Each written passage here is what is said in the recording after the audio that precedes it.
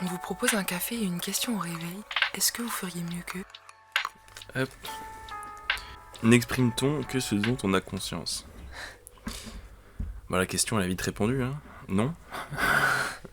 Enfin, Ouais, c'est genre la question paraît tellement évidente comme ça à répondre au premier abord. C'est forcément non, parce que enfin, il y a forcément un inconscient qui est toujours là, quoi. Et dès lors qu'on s'intéresse un petit peu à la psychologie ou du développement personnel ou je ne sais quoi, bah, on se rend compte qu'il y a toujours quelque chose au fond de nous qu'on ne maîtrise pas, sur lequel on n'a pas de prise directement. Et des fois même qui peut... Enfin, je sais pas, moi dans mon cheminement personnel, je fonctionnais souvent par déclic.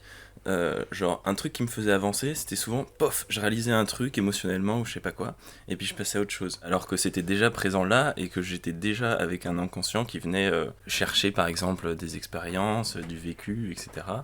Mais ça restait de l'ordre de l'inconscient, et dès lors que ça passait de l'ordre du conscient, et ben, il y avait un déclic qui se passait, et ça passait à la suite. Mais du coup, évidemment que non, on n'exprime pas que ce dont on a conscience, quoi. Mais tu penses qu'on peut exprimer ce qu'on vit et les déclics, etc. avant d'avoir le déclic du coup ? Parce que tu dis qu'à un moment donné t'as le déclic et ça devient conscient, mais tu penses que tu l'exprimes déjà avant d'avoir le déclic ?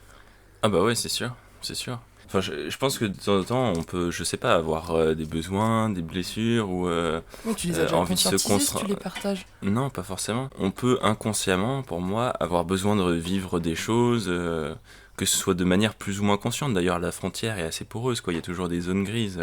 Genre, on peut très bien avoir l'impression d'avoir conscience de quelque chose, et puis 6 mois plus tard, on en reparle et on est là en mode ah ouais, non, mais je comprenais rien à ce qui se passait à l'époque, Oui, quoi. mais l'impression d'avoir conscience, est-ce que c'est pas déjà quand même une prise de conscience ? Non, bah non. C'est une tentative. Ouais, c'est pas parce qu'on a la volonté d'avoir conscience qu'on a forcément conscience. Tous les gens en cheminement personnel le savent bien. Je pense qu'on peut déjà vouloir inconsciemment être confronté à certaines expériences ou à certaines situations pour X ou X raisons pour nous faire avancer, quoi. Et du coup, de cette manière-là, en se confrontant à certaines choses, en disant certaines choses, même si c'est pas conscientisé, ben on se met toujours face.